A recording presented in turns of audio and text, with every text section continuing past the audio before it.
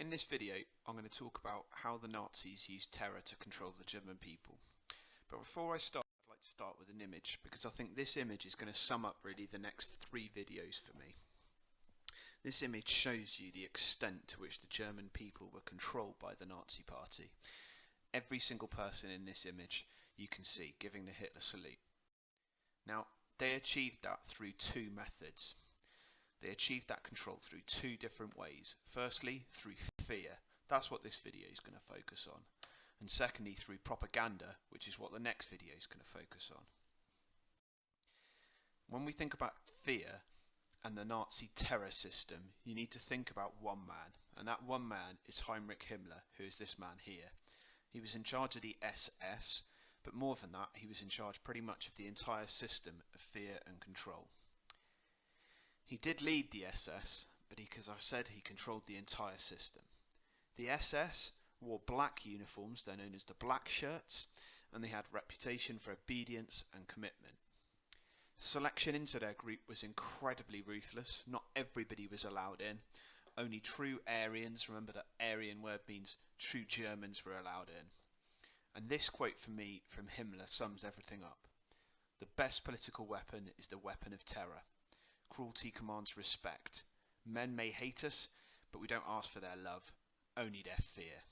And I think that to me sums up what the Nazis were aiming for. They were aiming to control people through being scared. Now let's look at how they did that. And they did that using 7 different elements. And I'm going to talk about these elements today.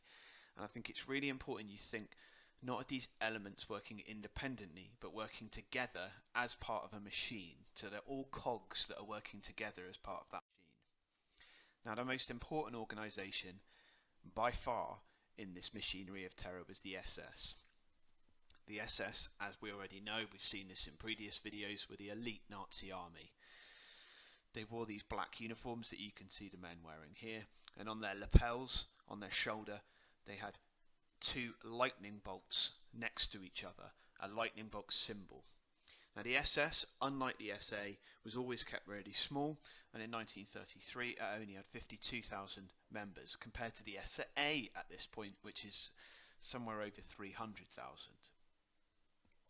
After the Night of the Long Knives, which if you remember was the event when they got rid of Rom and the SA leadership, the SS had really proved their loyalty to Hitler, and Himmler and the SS are given far more power. Himmler, at this point in 1934, is then really put in charge of this whole system. The SS ran the concentration camps, and after 1936 they ran the German police. The next part of the machinery of terror that was equally as important was the SDs, and the SDs are the Nazi Secret Service. They're the eyes and the ears of the SS, and they're led by this man, Reinhard Heydrich, who was so unpleasant even Hitler himself said that he used to use the phrase that Heydrich had an iron heart. Now, the SD's task was to identify enemies of the Nazi leadership. They actually only had a few full-time agents, but they had a lot of informants, people that were spying on them and would pass them information.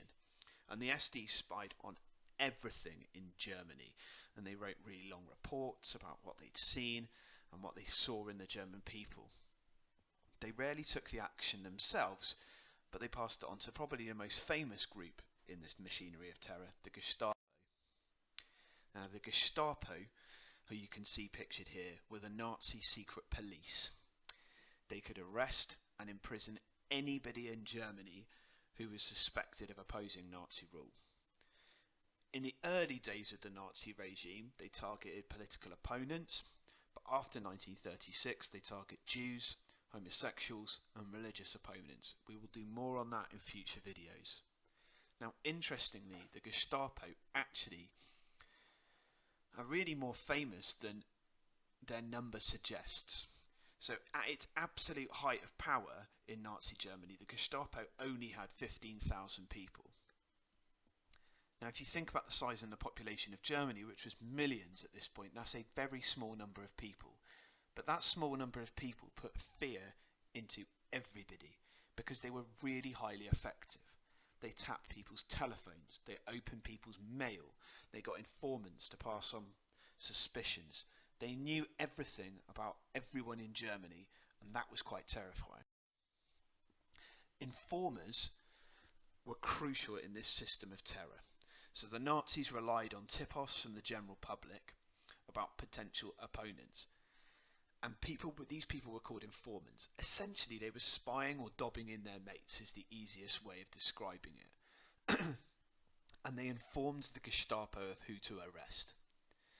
The Nazis also employed a kind of official informers called block wardens. And block wardens had a duty to get to know the concerns and the attitudes of people living in the 40 or 60 houses in their areas. So essentially the Nazis were also getting the public to spy on the rest of the public. And these people are called informants. They also used the ordinary police. So there was normal German ordinary police at this time, in the same way that there are police in this country. But the police at this time in the 30s and in the 40s in Germany, many of them actually really liked the Nazi rule, and so took an active part in its organisation.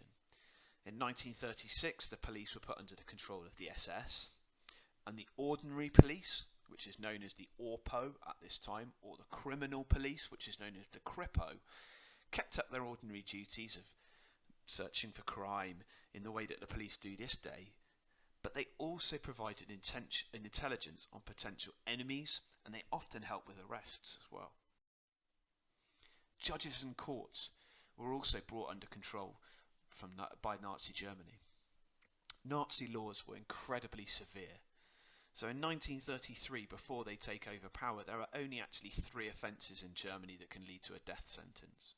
By 1943, that number had risen to 46, so from 3 to 46. And in over 40,000 people are sent to their deaths as a result of these new laws. Many of the death sentences were issued by the People's Court, which you can see in this picture here, which was the Nazi special own court. And the People's Court had no jury, and the sentence was passed by the judge alone. So it's actually really, really unfair. But all judges in Germany had to swear an oath of loyalty to Hitler, and often even in courts, as you can see in this picture here, there was a statue of Hitler behind them, reminding them of who was in control. The most famous and probably the worst element of the machinery of terror is the concentration camps, though. So those people who were often found guilty in the courts were often sent to concentration camps. Now, concentration camps, it's really important we understand this, are different from death camps. Death camps are what we see at the end during World War II. We'll get to that. But concentration camps at this point are places where they gather or imprison people who threaten the state. Now, conditions in those camps were grim and awful, and there were over 70 camps set up in 1933 alone. In 1933, those camps got taken over by the SS organisation, who created the death head units to run the camps. There are those people who have skulls on their caps. They set out a code of conduct to be used in those camps, and there were really harsh punishments that ranged from not giving people food to whipping them in public. And in 1937, Himmler declared the camp guards couldn't be jailed for their actions, and deaths at the camps rose. The first camps, really importantly though, and this is again one of those really common misconceptions, the first camps actually hugely imprison political opponents. And actually it's only really towards the end of the 30s that they're imprisoning probably the people that you'd imagine would have been in the camps. So criminals, work shy, religious opponents, and to a lesser extent Jews. After 1939, that's when Jewish people are put into these camps. So really before the war, political opponents. After the war, that's when they go for the Jewish elements. Now you can imagine that really together this was a machinery of terror, because all of these parts were working together. The most important, as I said, was the SS. The SD is the Secret Service. The Gestapo is the secret police. You've got the ordinary police, the courts, the informers, the camps, and they're all working together, really under Himmler's guidance, to put the German public into an immense amount of fear. They're scared of the Nazi state, and that enables the Nazis to control them so easily.